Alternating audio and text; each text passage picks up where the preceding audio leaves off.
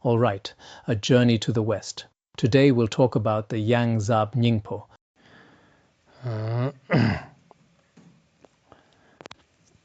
The photo below is from, remember we mentioned the Lincoln Theatre? During those 11 days we stayed at this place in Napa Valley. His Holiness stayed at Atiling and went there to teach every day. Each day when he arrived, this is how they welcomed him. When His Holiness got out of the car, on the afternoon of July 17th, he conferred the Yang Zab Nyingpo empowerment, a Vajrakilaya terma revealed by the great terton Lerab Lingpa. Before the empowerment, Rinpoche gave the following history. In ancient times, the 8 Vidyadharas of India gathered at the Shankarakuta stupa. Each practiced a different division of the Drupa Kagyat, the 8 Great Sadhana Teachings, and became the lineage holders of the 8 traditions.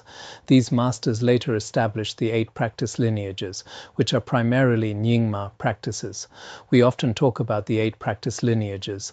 Later, Guru Padmasambhava revealed from within the stupa the casket containing all 8 divisions. Historically, there are slightly different accounts of this, but that's fine. His Holiness often explains it this way, and this is one version of the historical account. Then, at the solitary place near the glorious Sami monastery in the Red Rock Cave at Chimphu, at that place called Chimphu, he conferred the complete empowerments of the gathering of the Sugatas of the 8 transmitted precepts, including Yamantaka for enlightened body, Hayagriva for enlightened speech, Yangdak Heruka for enlightened mind, Chemchok Heruka for enlightened qualities, and Vajrakilaya for enlightened activity.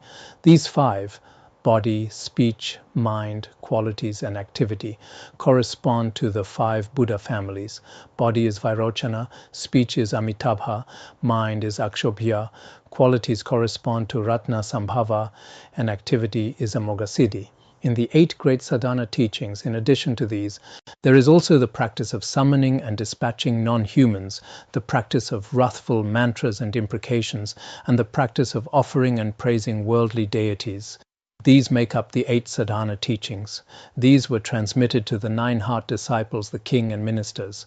One of King Trisong Detsen's foremost ministers, the accomplished mantra practitioner Nanam Dorje Dudjom, repeatedly implored the one entrusted with the Vajrakilaya transmission, Khandro Yeshe Tsogyal, to transmit the Vajrakilaya teachings to him. This was when Guru Padmasambhava was present. Yeshe Tsogyal sent him a message saying, "The time has not yet come for me to transmit the Vajrakilaya teachings. You should directly request it from Guru Rinpoche and prepare extensive offerings for a Ganachakra feast." There are many kinds of offerings involved, but I'll skip some of the details here. At that time, Nanam Dorje Dudjom gathered together fine and excellent offerings that amazed all the neighboring districts. In the presence of Guru Padmasambhava, he received the transmission of the entire cycle of Vajrakilaya. When he cast his flower into the mandala during the empowerment, just as it had happened with Yeshe Tsogyal, the flower fell upon the deity Vajrakilaya. For the activity of benefiting beings through the Dharma and for one's own practice, Vajrakilaya is very important. From then on, Nanam Dorje Dudjom's power in the land of snows became unrivaled, and he was appointed to be the head of those secret mantra practitioners using drums and furbas. When reciting sadhanas, practitioners typically play drums, blow conch shells, and carry the furba. Wasn't it last year that we had His Holiness's furba made for everyone? Everyone already has one now. Some people are selling them for very high prices.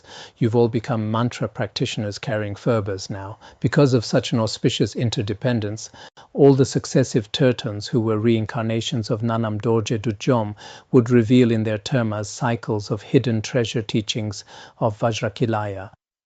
In Tibetan areas, Nanam Dorje Dudjom's reincarnations include, for example, first, Rigzin Godam, the Vidyadhara vulture feathers, then those of the Northern Treasures tradition, which still has many monasteries today.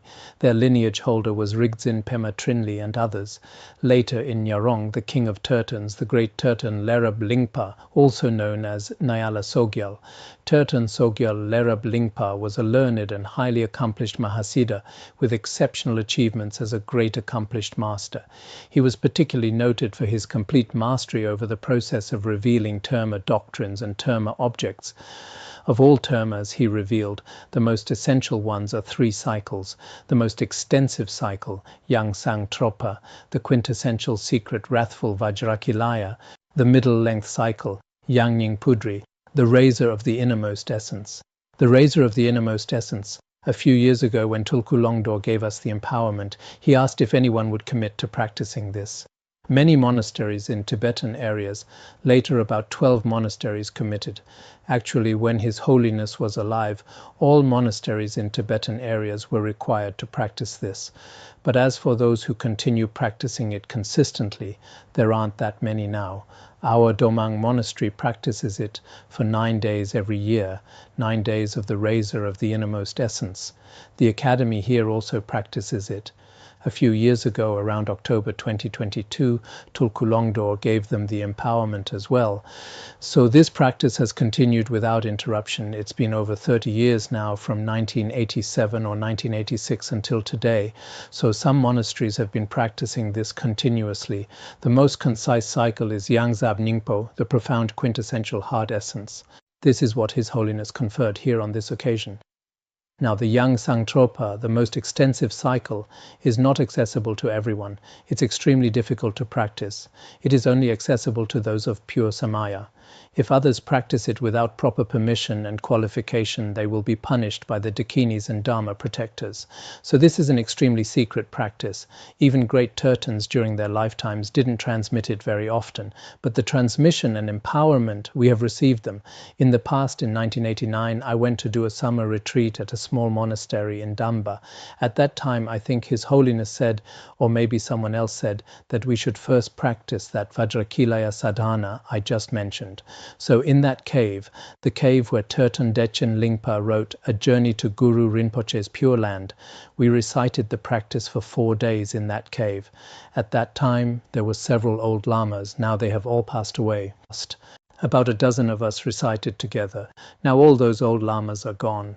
That's how it is. The blessings are immense. This Yang Zab Nyingpo carries immense powerful blessings and is open and accessible to anyone who has faith in it.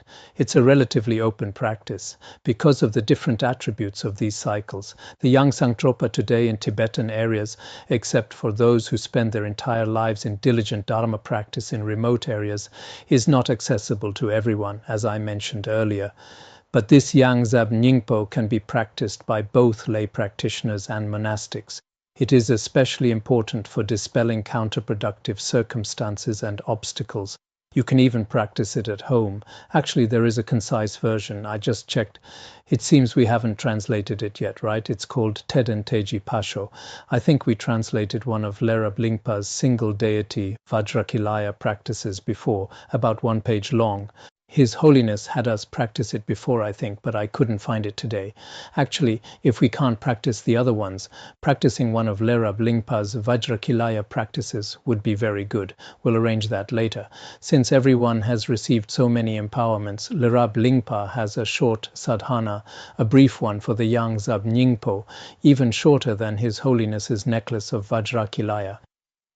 This one we should probably transmit to everyone later. It's quite important. Generally speaking, whether it's the extensive, middle or concise, whichever of the 3 Vajrakilaya cycles, if an individual receives the empowerment of any of these 3 cycles, they can practice all 3.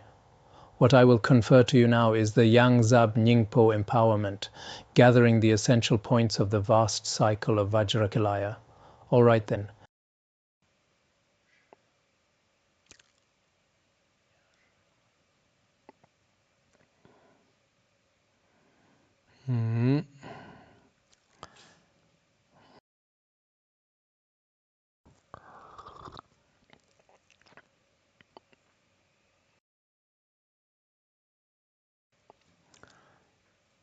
Let me look at the qualities of the 37 precepts of the Bodhisattvas. How about I read one more? There's nothing else pressing anyway. The qualities of the 37 precepts of the Bodhisattvas. Then His Holiness gave everyone the oral transmission of the 37 precepts of the Bodhisattvas.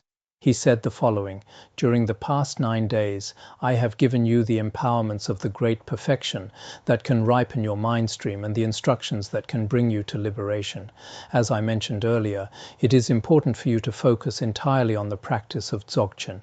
This is very important. For those who are not able to practice or who don't know how to practice Dzogchen, or those who have already been practicing but also want to study and practice the Dharma stage by stage, such practitioners should follow the Bodhisattva path.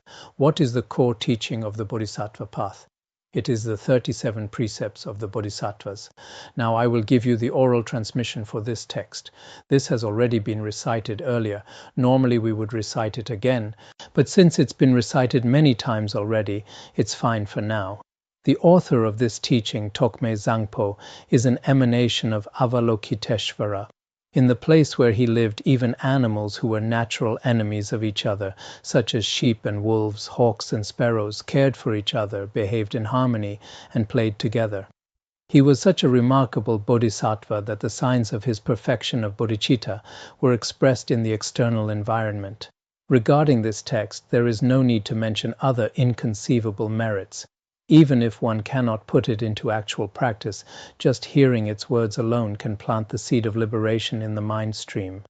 The words of the text are fairly easy to understand, and its practice is not difficult to implement. Even without a teacher to explain the meaning, you would find it easy to understand simply by reading each verse. If you are to practice the great perfection, or the Vajrayana practices in general, it is required that you first rely upon a qualified teacher.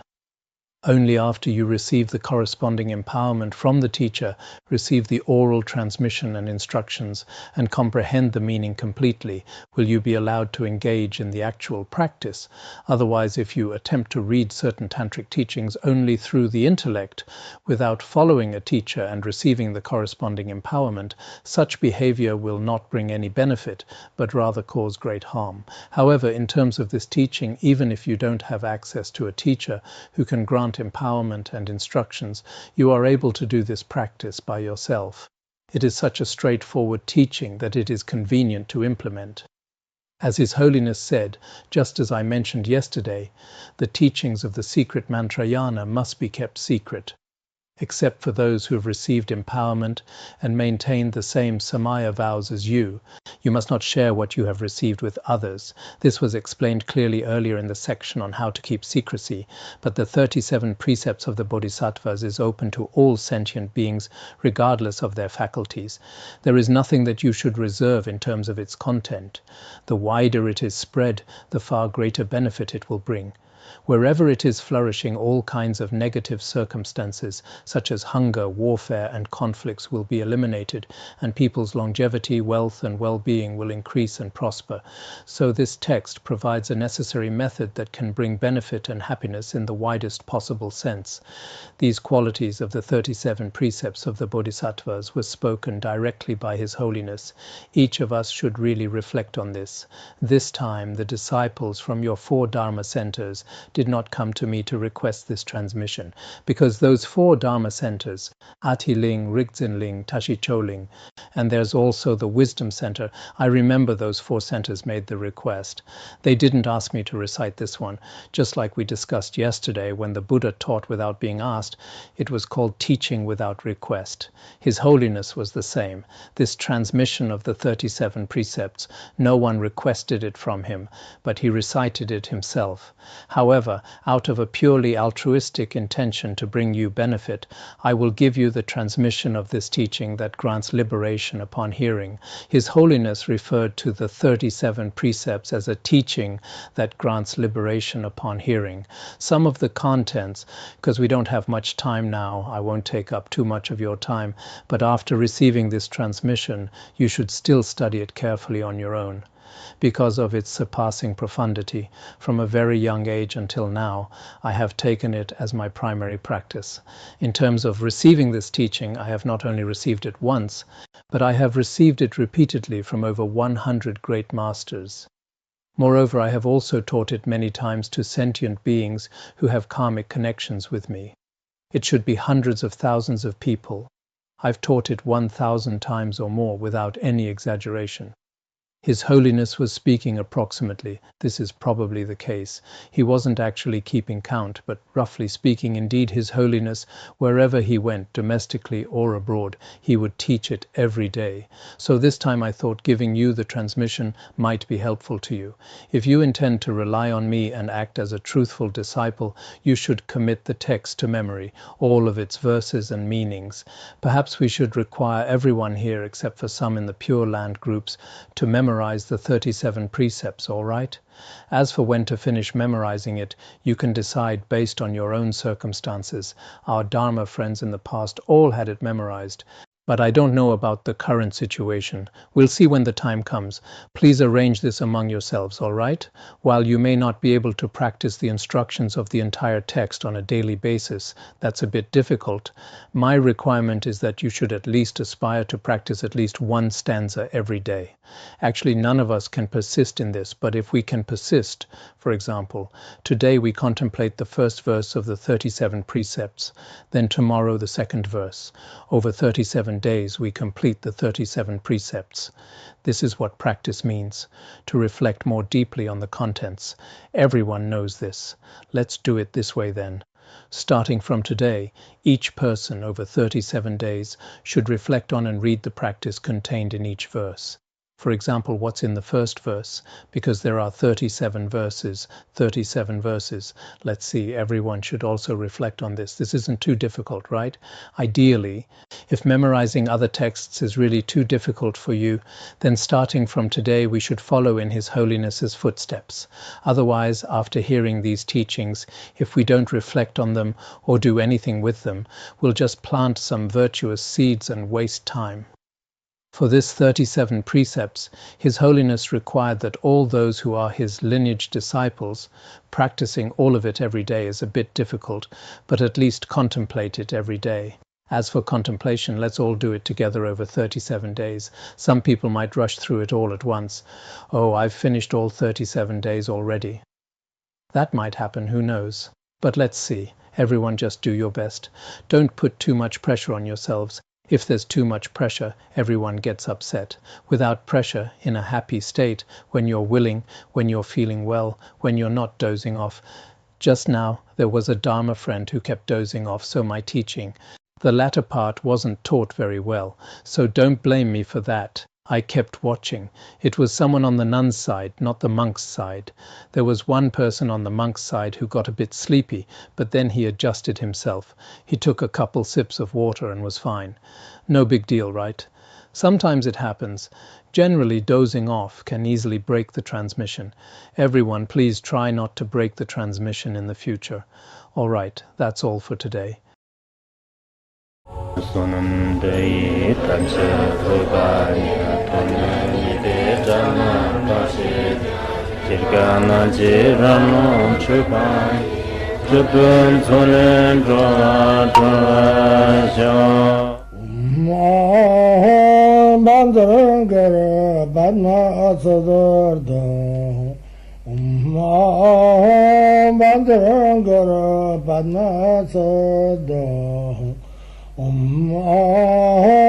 Bandara Banma Sadar